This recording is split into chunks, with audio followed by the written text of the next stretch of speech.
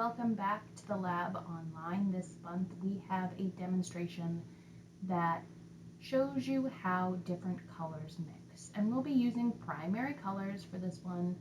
Let me show you what we're going to need for supplies for the first one, which is watching water walk.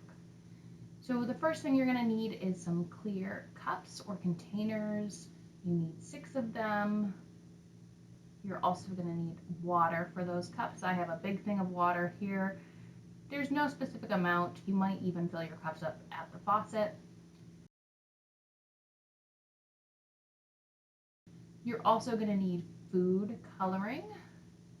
You want the colors red, yellow, and blue. So there's my yellow, blue, and red. And we're using these colors because these are the primary colors. And then finally, you're going to want either some shoestring or you might use paper towels. Now, the shoestring is easy to lace through the cups. I'm actually going to use 2 of them, but if you use paper towels, you're going to have to kind of roll them up together to create a long kind of snake. I would suggest taking them the long way and kind of overlapping them and then folding them together. And then finally, there is a worksheet available on our website. It's a color mixing worksheet. It will allow you to make guesses about what colors will come out. So now let's prepare for our experiment. We're going to put our cups out and fill them with water.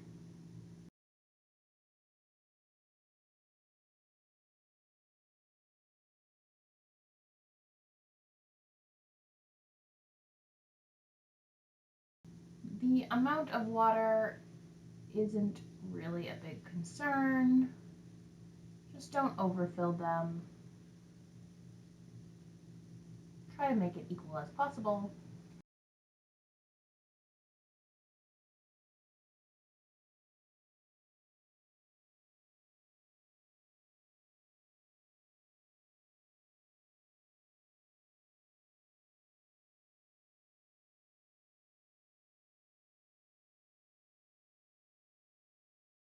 And then you're going to take your food coloring, and this is the part that may be a little tricky. You're going to put a few drops of food coloring in each. Let's start with blue. 1, 2, 3. And I'm going to alternate cups. So I'm going to put 3 drops in one blue, then I'm going to skip a cup, and then I'm going to put a few drops of red. I don't have a lot of red, so it's kind of tricky to get out. But a few drops of red, not in the next cup, but in the cup after that. So skip a cup. I'm going to skip another cup and then put some yellow. So you should have 3 cups that have just water in it and no food coloring. That's important. I'm going to mix them. You might use a spoon. I'm just using a pen because it's what I have. Try not to mix the colors using the spoon. That's important.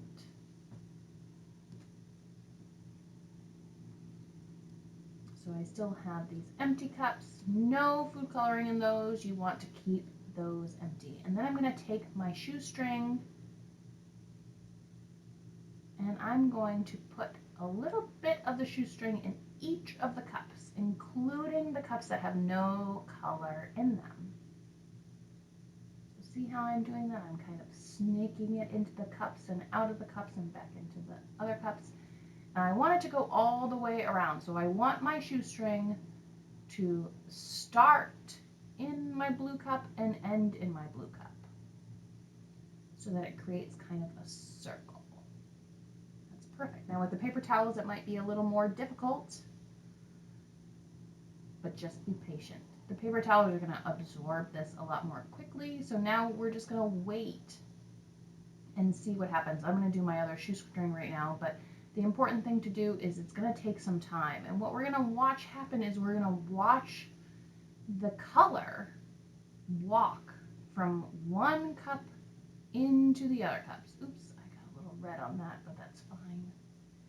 Now, it's going to have to spend some time in these cups, especially if you use a shoestring, because the shoestring is going to absorb the water differently. The material that you use is going to affect your experiment, so keep that in mind.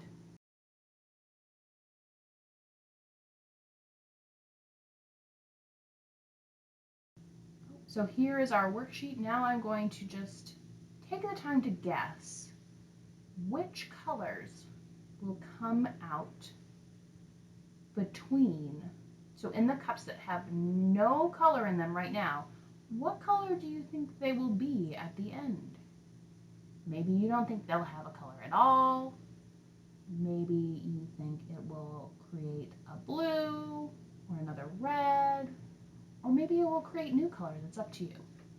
But while we wait, let's put together a different craft, and we're going to create some color tops or spinners.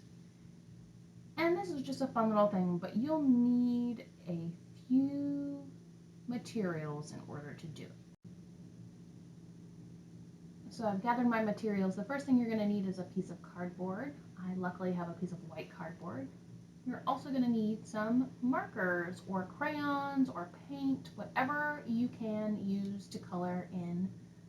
And then I have a lid to a mason jar right here. You just need something that's circular that you can trace around, a pen, and some scissors.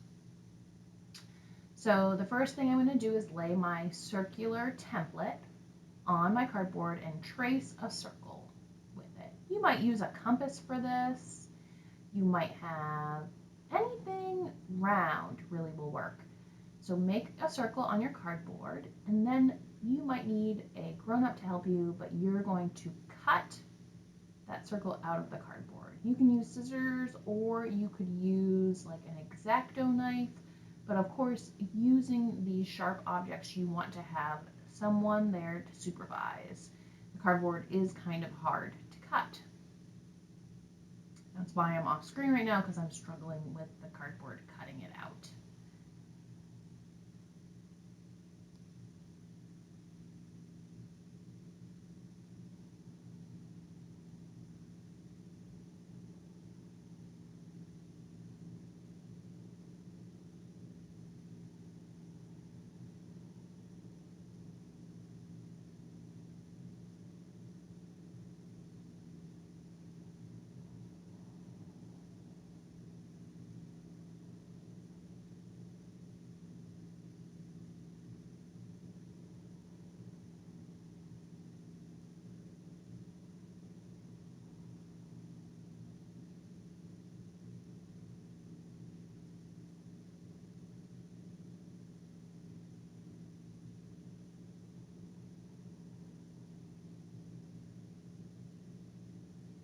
Okay, there's my circle.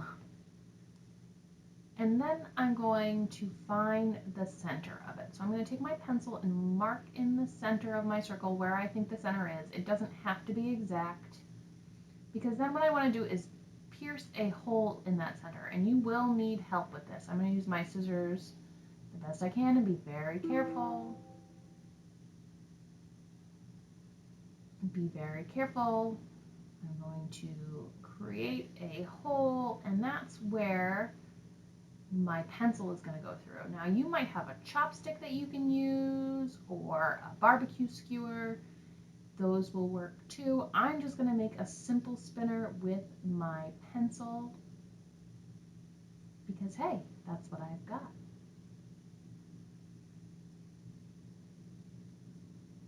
Just making sure I can get that hole through. There it is.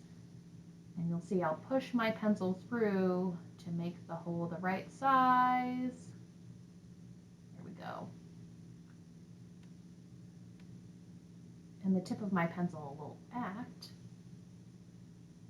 as my top point.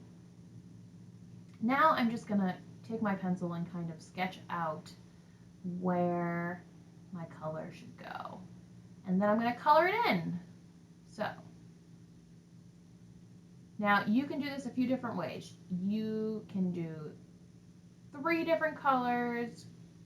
I recommend doing 2 different colors, and you can do half, one color, one half the other color, or you can do quarters, so you can do 4 panels and different colors. I'm going to do the half first. So I'm going to show you, I'm going to color in mine, and the colors I recommend you use are the primary colors. So red, yellow, and blue. So red, yellow, and blue.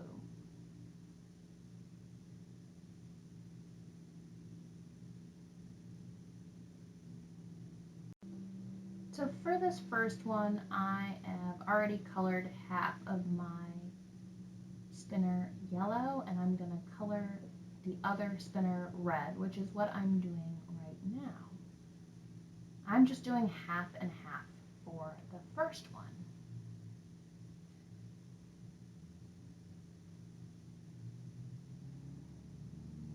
So here's my completed spinner. I'm going to put my pencil through the middle of the hole. And it's really hard to show you, but I'm going to try to spin it as fast as I can.